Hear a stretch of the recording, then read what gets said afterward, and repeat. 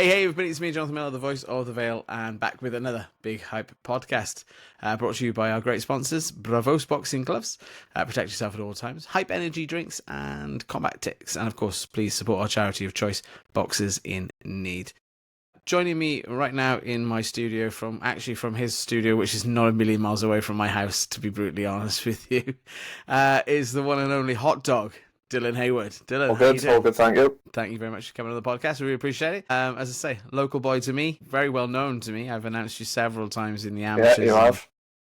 Now as a pro. But let's get into the conversation. Let's start that with this question, which is one I ask everyone who comes on the podcast so far, which is how and why did you get involved in boxing? So when I was about 5 years old, my brother had one of the Fight Night games on PlayStation. And I can remember watching him play it, and I was just fascinated by it. It just took me straight, And I said my dad was a boxer at the time as well. He was boxing actively. So I said to him, I had an interest in it. He took me up the local gym, Heads of the Valleys, and the rest is history, as they say. So it was a computer game that actually got you into. So that was the start of it, and then it just sort of built then from seeing other things. But that was the start. Yeah. Do you remember who you used to play as? Did you used to play as a particular boxer? Well, I used to like making myself on there. We would make your own characters. Kind of like SmackDown WWE sort of thing, where you can make your own you as a character, and you saw yourself obviously within the role as well. Do you remember the first time you walked into the gyms with? I can remember sort of the times that I did. I can't remember, the first exact time, but I got memories of obviously walking in there, smelling the sweat, or seeing the people at the bag, seeing the sparring. It was just something that I was heavily involved in and heavily interested in since I was a kid. Oh, yeah, that's great. Did you see he sort of done a little bit of boxing. He never fought. He trained for a couple of years, but he never got into it. So obviously, I've already mentioned in the introduction kind of thing that I've announced you a few times in the amateurs, but I've also now announced you in the pros. We'll let's come to the pros in a minute. What is the you've achieved quite a lot within the amateur scene, here in Wales, and obviously a little bit further afield as well now. How have you found the amateur game compared to the professional game?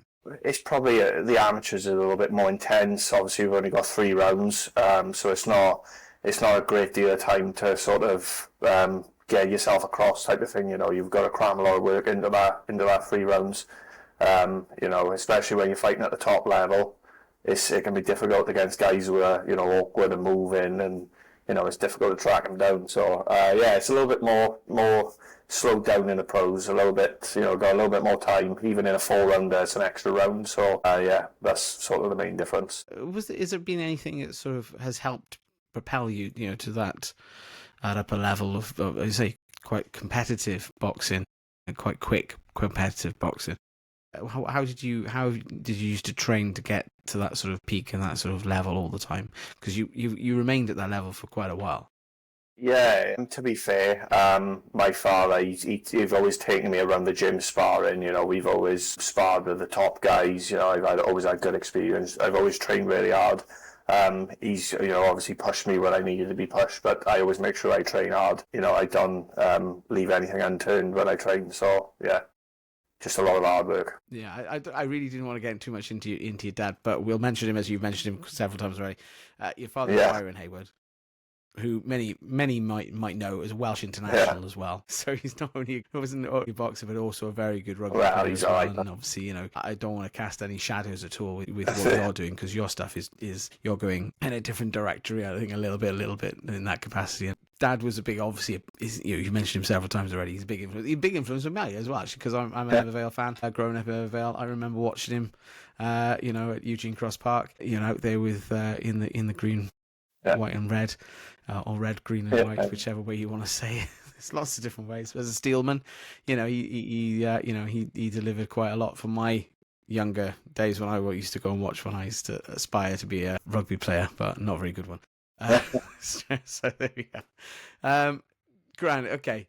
So moving on, you did quite a little bit within the boxing sort of circuit. You Welsh champion. Am I right in that one? Yeah. I won. I got 2 Welsh titles. Boxer Wales as well, and the British. Yeah. represented Wales. Yeah, that's what I thought. I thought you've been at the top level. Where was that? Was that in The British, Yeah, Cardiff. too. So yeah, it was good to have a That was in the Savannah Gardens. Yeah. That was the. But you've also travelled off abroad. Well, I say broad, but a little bit further afield. You did travel out to do some boxing in England. I boxed in Hereford last December. That was a good show. Boxed in England, numerous times. Boxed a lot of English champions. Been all over the shop. Irish champions. Was that the last time you boxed amateurly? No, so my last amateur fight was in the British Championships, which was at the end of May. Yeah, so it's been a quick turnaround, really, because we've already had the debut. That happened back in... Yeah, August 16th. It was already arranged, to be honest, before I even went into the Welsh Championships and before I was got selected for the British. It was already in process for me to sort of to be turning over. But yeah, it just all sort of fell into place at the right time. So what was the decision? What prompted the decision? Because you're still quite young. I mean, you're only 25, 24? 26. 24, let's say 24. Yeah, that goes well with me. 26. I mean, that's very young. Yeah. Yeah. I mean, was there a bit of a push on that then to sort of secure that down, to get it done quite young? Trying yourself now as well. We had, we've had a few younger ones. We've also had a few that started in their 30s, and still, achieved great things within their career as well. So, what was the rationale behind the change? What was the rationale behind the move to professional? Well, it was in talks to do it last year, but there was just sort of certain things that wasn't quite right. The timing was a little bit off. Like I said, certain things happened, and it just wasn't the right time. But I had a few chats with my dad and a few other people, and said, look, this is something I've wanted to do since I was a kid. It's something that I deeply want to do. I've always wanted to be a pro boxer. Yeah, made the decision then. And obviously I done well in the national champs, got selected. And like I said, it all fell into place then. Yeah, it kind of just those things fell into place.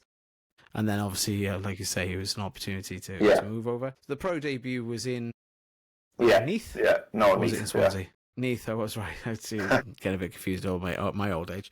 So Neath Leisure Centre, game opponent for a debut as well. He seemed quite he was. Well. Talk us through the debut. What was going through your mind before you got into the ring? What happened? I'll be honest, I was just looking forward to it. I was really looking forward to it. That's one of them things that I'll remember for the rest of my life. The first one, to say you've done your first pro fight, massive. And like you said, the opponent as well. We watched a bit of him. He was a dangerous guy, so it was a good performance. It went pretty much perfect. Everything fell into place. The plan was there. Do you remember taking in? Do you remember sort of feeling them? He hit me with a couple, but like I said in the interviews after the fight, people want to see that. They don't want to see, one-sided fights and boring fights. They want to make it entertaining. So. Yeah. We had a chap called Huey Bon on the other week, and he says exactly the same. That we are there to be entertained. Realistically, it's like the reason you went to watch the gladiators in the Colosseum. You want to be entertained, although you're there to do a job. Make sure you don't get through the rounds and not get hurt and carry on. You are there to entertain as well, to a certain extent as well. Fantastic. The one through me, obviously, I'm stood there in Neath with you. And you said, make sure you get the nickname in. Make sure you get Hotdog in. Where the hell did Hotdog come from? So it's basically when I was a kid, Heads of the Valleys gym. I was quite a tubby kid, so I was carrying a little bit of weight.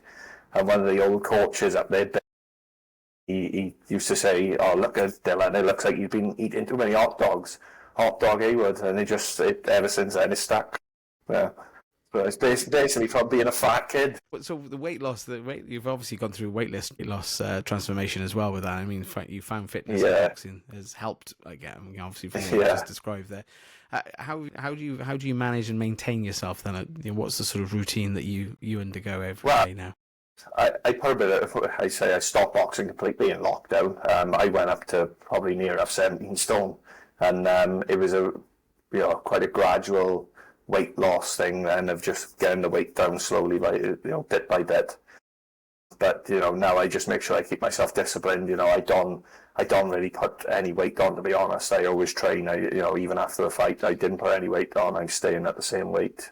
Just discipline myself, because it's hard work if you've got to share the weight, and it's not worth it. I wish at my age I could do that and just keep. If I wasn't boxing, it might be different, mind. But there we are. But I think obviously with you probably would find something. Probably. Because you work in the local leisure centre as well. You're involved in fitness in that capacity as well. Kristaps Zulgiz was the pro debut in say run every round. According to Rich Carter's cars, and I think all the fans agreed. You brought a massive crowd down from the valleys here down to Neath. But then we've got another one now in a couple of weeks' time on the 29th of November, where we're out again, and this is the second one again in Neath, up against Jensen Irving.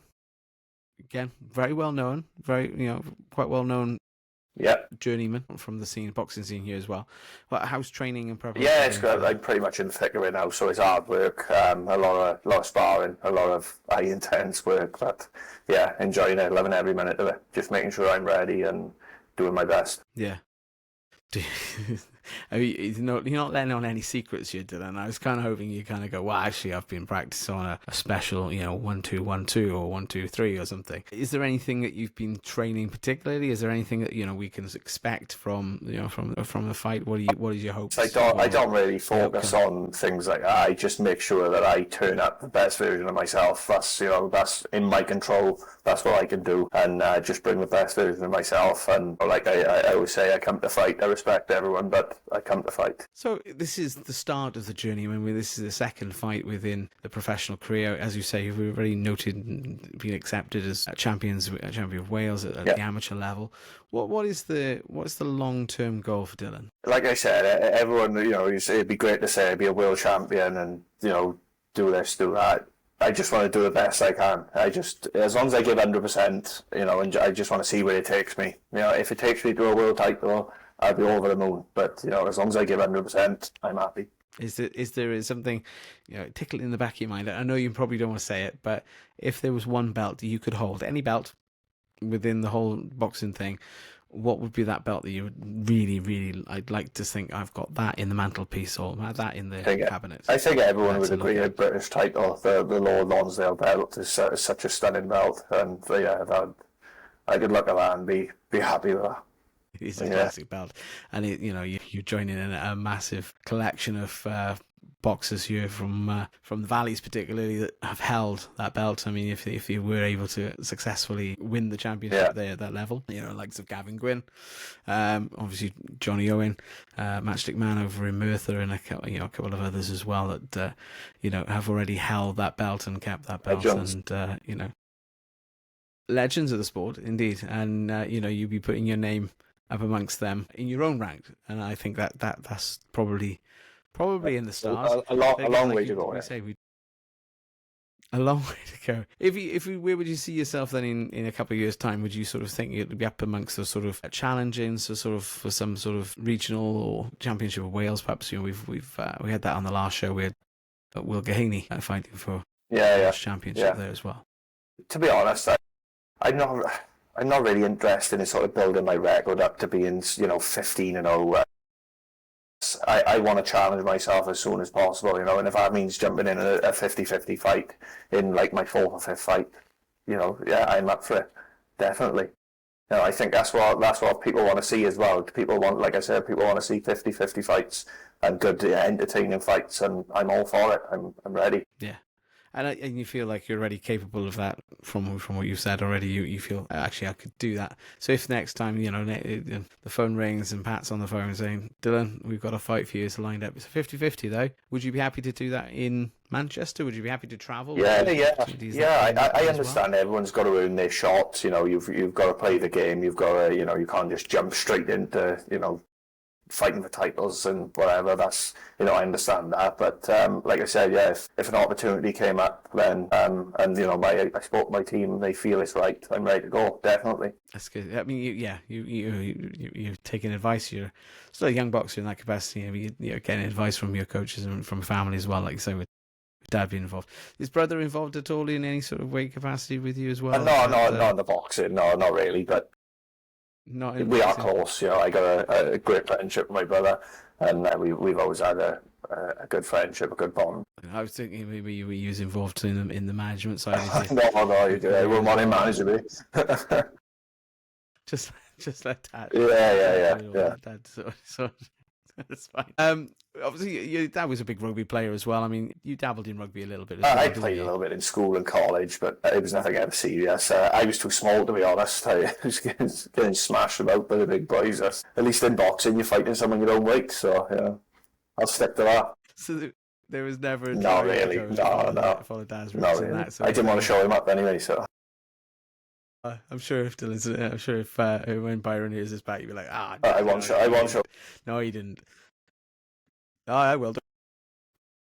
We'll see him. I'll see him we'll see him in the month anyway, so we can watch it back and he'll be fine. Fantastic. I mean, obviously, going beyond boxing, I mean, you're still a young man, working as well on the side, as I said earlier, on the side. How do you struggle? Do you struggle with training and fitting work and family and partners or anything like that? Do you struggle with those sort of? Yeah, it's definitely a challenge. It's I work full time, balancing that with training full time. Obviously my partner as well. She can get the brunt end of it sometimes, but I'm a little bit miserable. But yeah, it's challenging. But it's something that I knew I wanted to do, and it's something that I expected. So yeah, you just suck it up sometimes and get on with it. Yeah, she's brilliant. She's brilliant. Yeah, 100%. Well, I won't go that far, but yeah, she's supportive. Good stuff, mate. Good stuff. Mate, it is difficult. I mean, I can only say from my own point of view, you're on the road every week. In amateur scene particularly, but now obviously you're probably a little bit more relaxed in sort of, you don't have to be out every weekend but you're still involved. You're still involved with massively, from that side as well. Do you see, obviously, if you've done everything you wanted to within the boxing career, and you after the professionals, you sort of turn around and say, well, actually, I've done everything I want to do. How would you like to, what would you like to be, known for or give back? What would you like to do after the boxing career? Coaching would definitely be something I'd be interested in. I try and pass a little bit of, my knowledge. I know I haven't got that much knowledge at the moment. I'm always learning. But I try and pass little bits on to the boys at the gym now and again, just to help them out. If I can help them in any way I can. Definitely coaching is something I'd be interested in. You see yourself as taking over the running of the gym? Yeah, possibly, like that, or potentially. Gym or... Definitely something. Good stuff.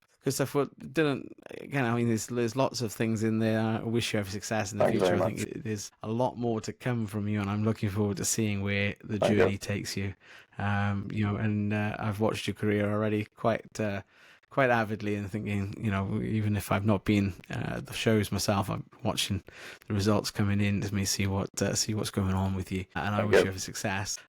Again, is there anyone you want to thank so far, like sponsors or anything like that? And then tell us how people can get involved and follow the journey. Got some sponsors on there as well, some of them. But yeah, all the sponsors, big or small, it's not a cheap thing to do either. Turn it over, especially with ticket sales and different things. So it goes it goes a long way. So yeah, massive thank you to all my sponsors, all my team, my father, everyone involved. Yeah, just massive thank you. It goes a long way. How do people follow your journey? How do they get involved so they too can follow you along? I'm on Instagram, so it's at Dylan HD Haywood.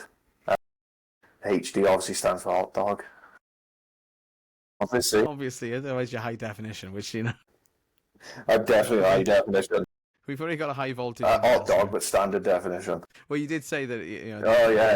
Definitely. We'll just stick with. Definitely. We'll just stick with Hotdog. We have a little bit of a closing tradition on the podcast, where it's either or rapid fire questions. So, are you? Yeah, definitely. Are you up for this? Dylan, Hotdog, Hayward. Final round. Here we go. Seconds out.